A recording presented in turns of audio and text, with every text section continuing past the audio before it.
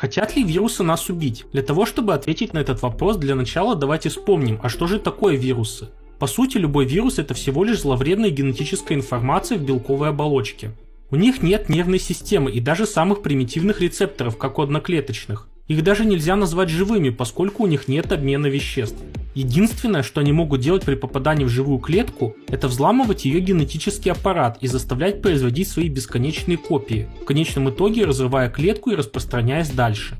Но при этом конкретной цели навредить человеку или другому живому существу у вирусов нет. Более того, тяжелое течение болезни и высокая летальность наоборот вредят существованию вируса, поскольку ограничивают скорость его распространения и циркуляцию в природе. Носитель просто не может передать вирус дальше.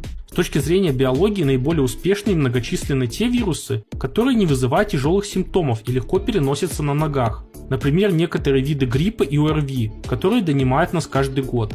Поэтому эволюция вирусов обычно направлена наоборот на снижение выраженности симптомов и тяжести заболевания.